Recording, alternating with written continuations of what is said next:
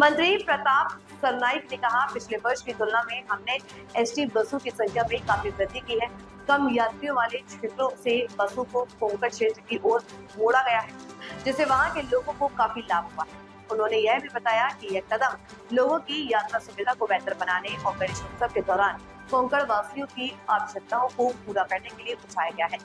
सरनाईक ने कहा कि सरकार इसी तरह और भी प्रयास करती रहेगी ताकि जनता को बेहतर सेवाएं मिलती रहे। गेल्या वर्षापर्यंत कमी बसेस आम्ही पाठवत होतो, पण ह्या वर्षी जेवढी मागणी होती त्या सगळ्या मागणीची आम्ही पूर्तता केली आणि मी प्रामुख्याने आमच्या एकनाथ शिंदे साहेबांचा मनापासून अभिनंदन करतो, आभारी व्यक्त करतो की त्यांच्या माध्यमातून आमच्या बसेस तर त्यांनी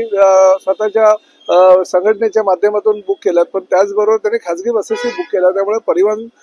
सेवेवरचा जो लोड होता तो कमी झाला, त्याचबरोबर रेल्वेवरचा लोड सुद्धा कमी झाला आणि जे आमचे कोकणवासी आहेत त्यांना कोकणवासियांना फार मोठ्या प्रमाणात कोकणामध्ये जाण्याची संधी उपलब्ध झाली। शिवसेनेच्या वतीने दरवर्षी एकनाथ शिंदे साहेब हा उपक्रम राबवत असतात, परंतु त्याचबरोबर त्या एसटी बसेसमध्ये पूजेचं साहित्य सुद्धा आम्ही प्रत्येक जे प्रवासी असतात त्यांना देत असतो, जेणेकरून घरी गेल्यानंतर त्यांना पूजेच्या साहित्यासाठी इतरत्र कुठे जायची गरज नाही, ते त्याच ठिकाणी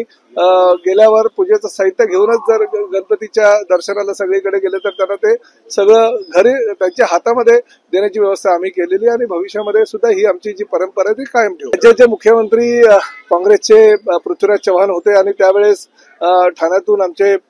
त्यावेळेस तत्कालीन जिल्हा प्रमुख आमचे एकनाथ शिंदे साहेब होते आणि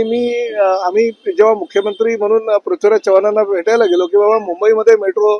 फार मोठ्या प्रमाणात होते, त्याचबरोबर पिंपरी चिंचवडमध्ये पुण्यामध्ये मेट्रो होते, तर ठाणे